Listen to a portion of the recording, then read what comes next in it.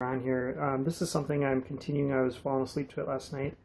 It almost got about 3 hours into it. I backed it up a little bit, and I thought I'd just hold the phone here, and if you guys want to listen to the same thing that I'm listening to with my time, and you guys can listen as long as you want. I'm going to play it for a little bit. As long as the audience stays, I'm going to play it. So this is by Seth Godin, internet marketing genius. Maeve, thanks for coming on, and here we go. The sound will be a little soft.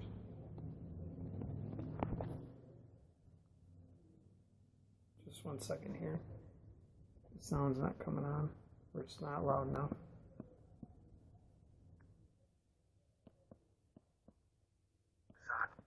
hide.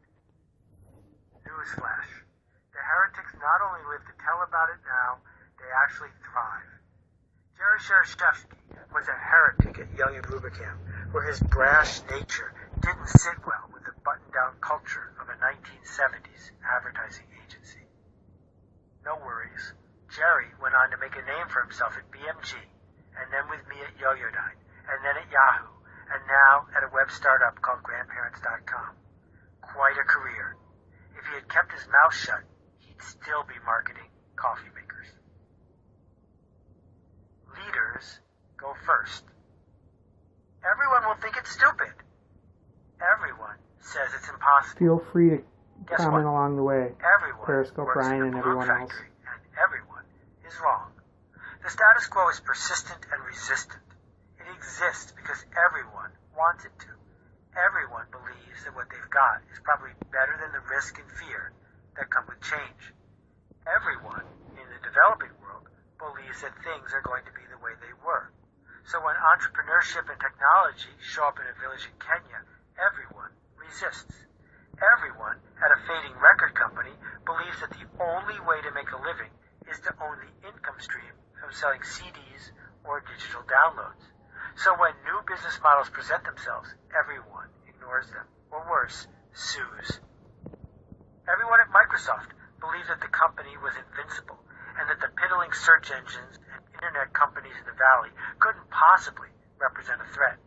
Steve Ballmer, CEO of Microsoft, said, quote, "Google's not a real company.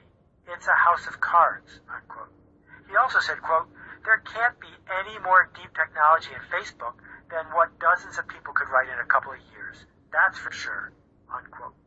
Over and over, everyone is wrong. Unless you believe that innovation can change things, that heretics can break the rules, and that remarkable products and services spread. If you believe that, then you're not everyone. Then you're right. Watching the music business die.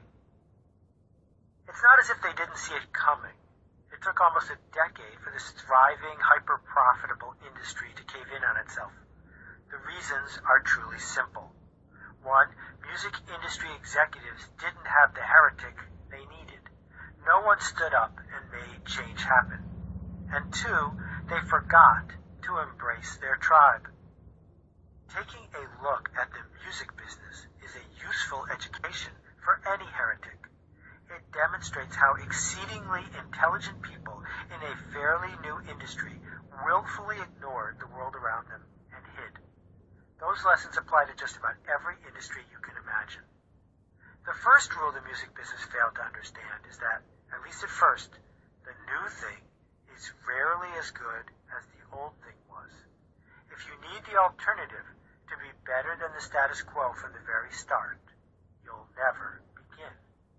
Soon enough, the new thing will be better than the old thing. Okay, guys, I think you But if should you listen wait to until this. then, Just it's going to be look too for late. that on YouTube. Feel And free I got to quite a few wax other ones I want to show you nostalgic guys about the about, old so I'm thing, going to end this right but now don't so I fool can show yourself you guys into the other ones believing on that it's YouTube. going to be